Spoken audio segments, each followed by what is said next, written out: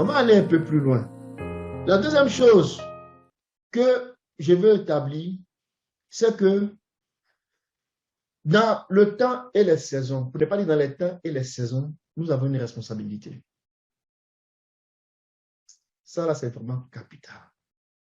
Nous avons une responsabilité quand il est question de temps et de saison. On va regarder le verset 7 à nouveau. Le verset 7 nous dit que il ne vous appartient pas de connaître les temps et les saisons que Dieu a fixés de sa propre autorité. On lit ce verset, on a envie de déduire tout de suite que nous ne sommes pas concernés par la connaissance des temps et des moments que Dieu a fixés. On va aller de façon plus précise en regardant Matthieu 24, verset 36, pour nuancer un peu les choses. Dans Matthieu 24, le verset 36, le Seigneur va dire que pour ce qui est du jour et de l'heure, personne ne le sait. Pour ce qui est du jour et de l'heure, on était dans le contexte ici de son retour. Et il dit, pour ce qui est du jour et de l'heure, personne ne le sait. C'est-à-dire, nous les hommes, on ne peut pas savoir. Les anges ne le savent pas. Et le Fils lui-même ne le sait pas. Mais le Père seul le sait. Parce que c'est lui qui a fixé les choses de sa propre autorité. Amen. C'est Dieu seul qui sait. Mais c'est la précision que le Seigneur apporte ici. Il dit pour ce qui est de l'heure et du jour et de l'heure. Je veux qu'on garde ça à l'esprit. Il est vrai. Pour ce qui est de l'heure, du jour et de l'heure, Dieu a caché exprès ces choses-là. Pourquoi? Il y a une raison à cela. On va regarder par exemple dans le livre de 1 Thessaloniciens 5, le verset 1 qu'on a lu tantôt. Et vous allez voir que il y a une nuance que nous devons faire pour faire la différence des choses. Ici, l'apôtre Paul nous dit ici que pour ce qui est du chronos et du kairos, concernant la venue du Seigneur, vous n'avez pas besoin qu'on vous en écrive. Est-ce qu'il est en train de dire que c'est quelque chose qu'ils ne doivent pas savoir? Donc, ce n'est pas la peine de s'intéresser parce que le Seigneur a scellé ça. Ou bien il est en train de dire autre chose. On va lire un peu plus loin. Tu peux descendre un peu, mon frère, à partir du verset 2 jusqu'au verset 8. Car vous savez bien vous-même que le jour du Seigneur viendra comme un voleur dans la nuit. Quand les hommes diront paix et sécurité, alors une ruine soudaine les surprendra, comme les douleurs de l'enfantement surprennent la femme enceinte, et ils n'échapperont point. Mais vous, frères, vous n'êtes pas dans les ténèbres pour que ce jour vous surprenne comme un voleur. Vous êtes tous des enfants de la lumière et des enfants du jour. Nous ne sommes point de la nuit ni des ténèbres. Ne dormons donc point comme les autres, mais veillons et soyons sobres. Car ceux qui dorment, dorment la nuit, et ceux qui s'enivrent, s'enivrent la nuit. Verset 8. Mais nous qui sommes du jour, soyons sobres, ayant revêtu la cuirasse de la foi et de la charité, et ayant pour casque l'espérance du salut. Amen. Que le Seigneur bénisse sa parole. C'est que je veux qu'on retienne dans ce deuxième point que je suis en train d'apporter, cette deuxième considération, après avoir considéré le fait que il y a un lien entre le temps et les saisons et le témoignage. On ne peut pas témoigner si on ignore le temps et les saisons. Ça, c'est le premier point. Le second point que je cherche à établir, c'est que nous avons une responsabilité par rapport au temps et aux saisons. Quand on a lu Actes, on a vu que le Seigneur a dit que il ne vous appartient pas de connaître le temps et les saisons. Donc, on a envie de déduire que ce n'est pas quelque chose qui nous appartient. Quand on a lu Matthieu, il vient encore enfoncer le clou en disant que pour ce qui est du jour et de l'heure, ni nous, ni les anges, ni le Fils ne le sait, mais le Père seul qui le sait et qui a fixé cela, je l'ajoute, en faisant le lien avec Actes, de sa propre autorité, de sa propre exaucing. Dieu est souverain. Mais quand on commence à lire d'autres épîtres, d'autres paroles des apôtres du Seigneur, il nous amène une nuance par rapport à la connaissance des temps et des saisons. Et c'est là que nous allons aller connaître et apprendre à savoir c'est quoi notre responsabilité. Ici, aux Thessaloniciens, il dit, vous n'avez pas besoin qu'on vous enseigne là-dessus. Parce que ce qui est vrai et qui est sûr, c'est que Dieu a fixé, c'est que Dieu a caché le jour et l'heure. C'est pour cela que ça va venir comme le jour là va venir comme un voleur. Le jour du Seigneur viendra comme un voleur. Parce que le Seigneur a caché cela. Et le jour viendra comme un voleur. Ça, c'est une vérité. Mais il dit dans ce verset-là, tu peux le réafficher s'il te plaît, que le jour qui vient comme un voleur là, ça vient comme pour surprendre les gens. Ça, on le voit par exemple dans Matthieu 24, le verset 43 à 44. On va le lire tantôt. Ça vient pour comme supprime les gens. Quand ça vient comme un voleur. Mais il dit au verset 4, mais vous n'êtes pas dans les ténèbres pour que ce jour-là vous surprenne comme un voleur. Ça veut dire que ce jour-là ne va pas nous surprendre. Mais pourquoi ça ne va pas nous surprendre? Il dit parce que nous sommes des enfants de lumière et parce que nous marchons dans la lumière, nous serons à même de voir distinctement. Et ce jour-là ne va pas nous surprendre. Ce jour-là va surprendre le monde et ça va surprendre même une partie de l'Église. C'est peut-être surprenant de dire ça. Allons-y dans Matthieu 24. On va lire le verset 43 au verset 44.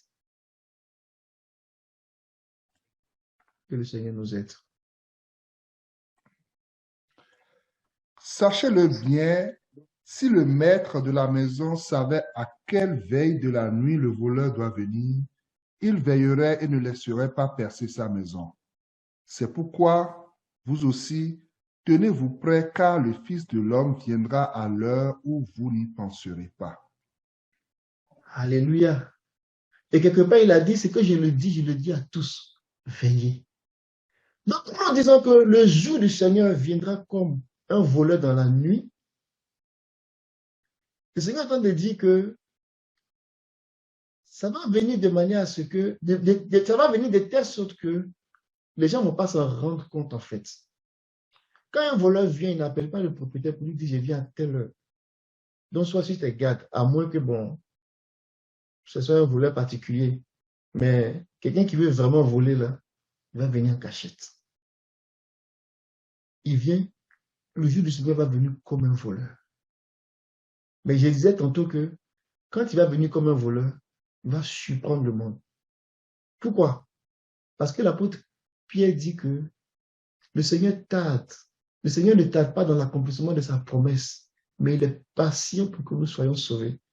Mais en même temps, c'est le moment où les moqueurs s'élèvent et puis ils disent, mais ça fait 2000 ans que vous nous parlez de cette affaire-là, maintenant on ne voit rien. Arrêtez vos affaires. Ceux qui se moquent de Dieu, c'est ceux-là que ça va surprendre. Au temps de Noé, c'était pareil. Mais il ne pleut pas ici, toi tu nous dis qu'il va pleuvoir. Noé, faut te taire si tu n'as rien à dire. Va cultiver ton champ de vigne, bois et nifle-toi, laisse-nous en paix. Pendant 120 ans, Noé a prêché. Il a prêché. Mais les gens ne l'ont pas écouté. Ceux que ça a surpris, ce sont les gens qui se sont moqués de Dieu, qui n'ont pas prêté attention à ce que Dieu a dit. Mais quand il dit que ça va venir comme un voleur, ça va surprendre. Il ne parle pas seulement du monde, mais il parle d'une classe de l'Église, d'une classe de croyants. On va lire deux versets d'Apocalypse chapitre 3, verset 3, Apocalypse chapitre 16, verset 15.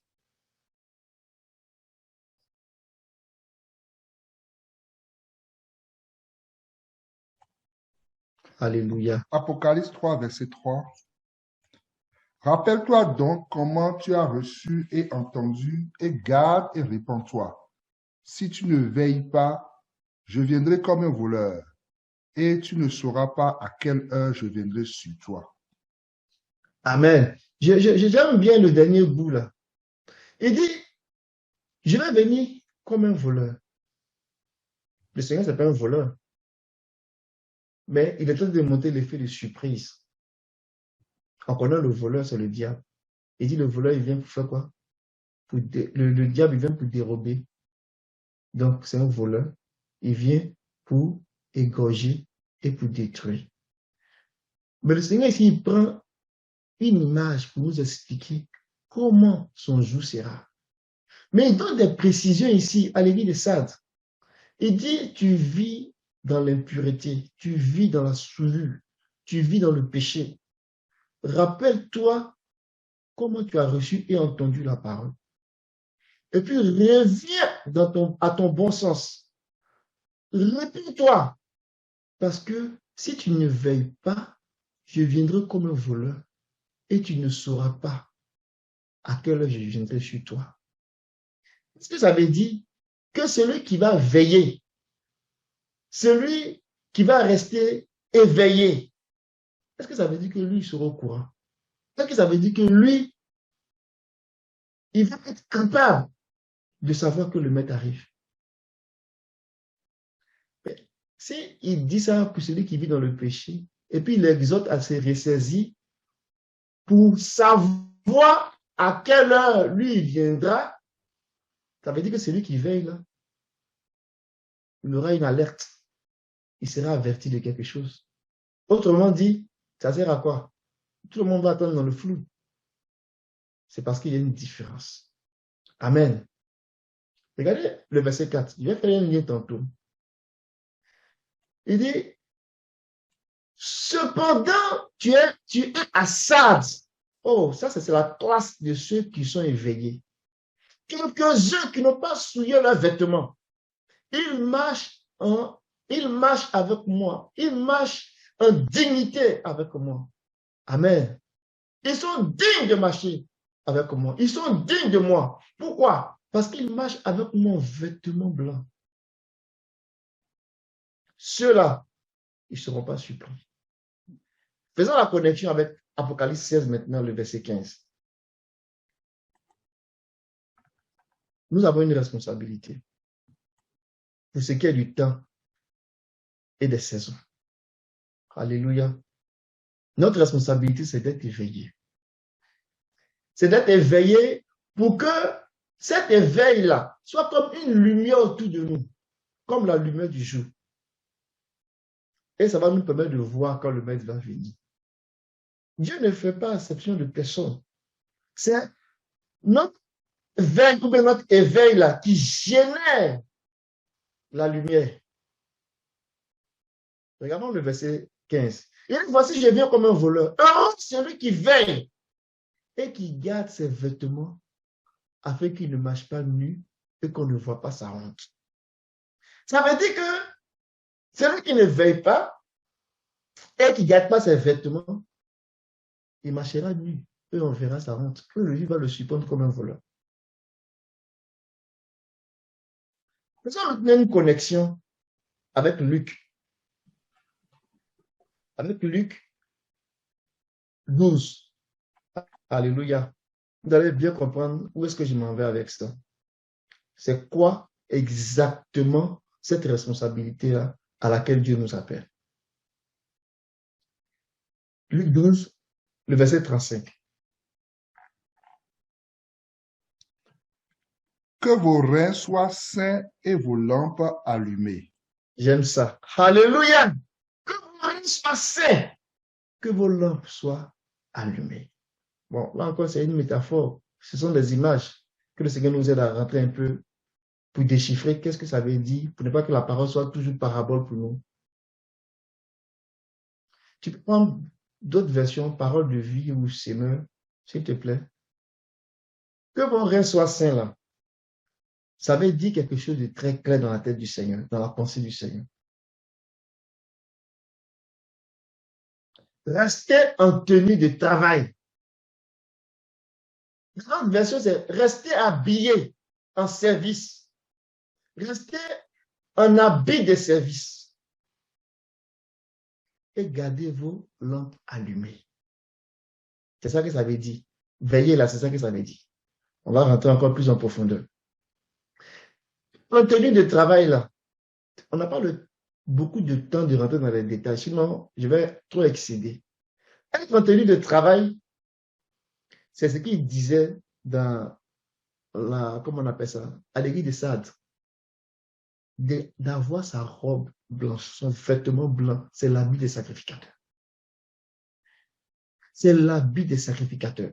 C'est le symbole de la justice, de la vie de droiture, de la vie de sanctification, de la vie de pureté, de la vie qui ne marche pas dans la souillure, de la vie de celui qui n'est pas léger avec la chair, qui n'est pas léger avec le péché.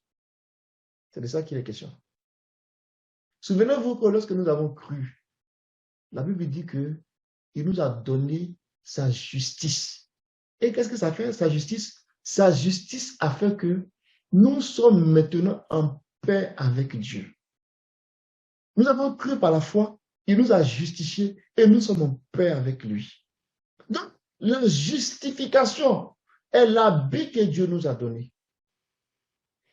Cet habit que Dieu nous a donné là, ce sont les œuvres justes, des œuvres de droiture, de sainteté, de beauté morale que nous portons, que nous avons, que nous manifestons.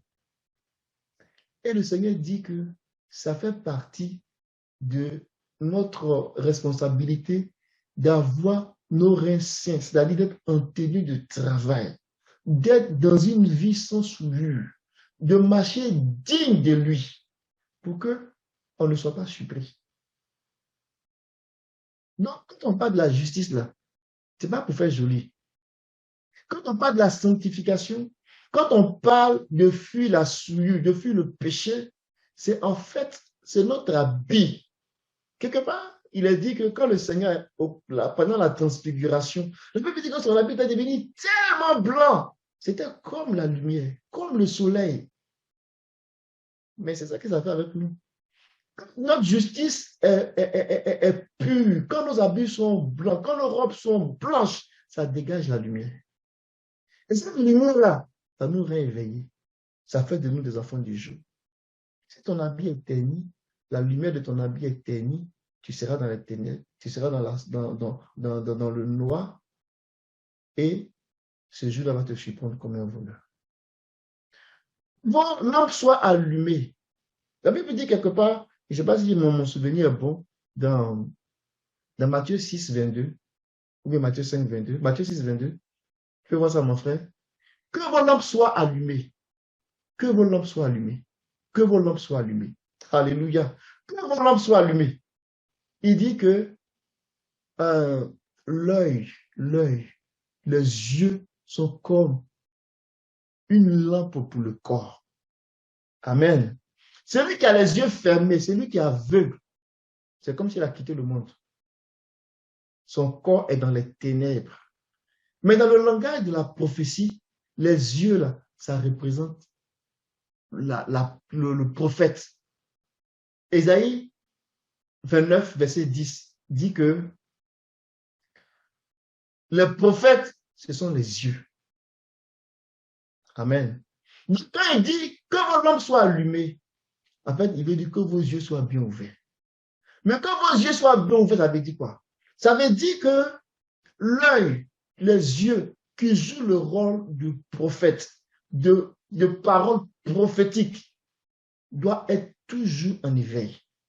Ça veut dire quoi? L'activité de la parole prophétique là, doit toujours être avec nous. C'est ça qui nous éclaire. C'est ça qui fait qu'on n'est pas dans le noir. Alléluia.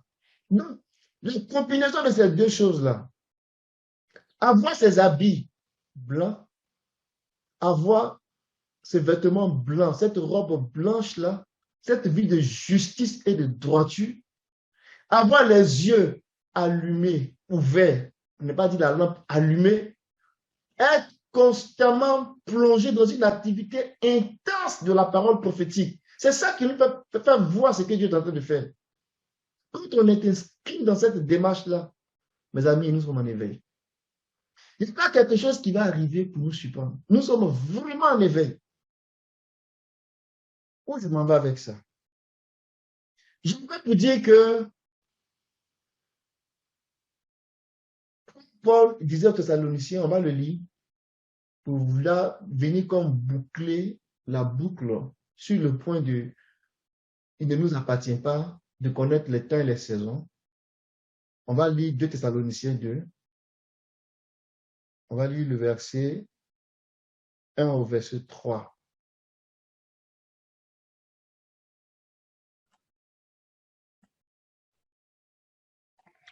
Au sujet de la venue de notre Seigneur Jésus-Christ et de notre rassemblement auprès de lui, nous vous le demandons, frères, ne vous laissez pas si facilement ébranler dans votre bon sens, ni troubler par une révélation, un message ou une lettre qu'on nous attribuerait et qui prétendrait que le jour du Seigneur serait déjà là.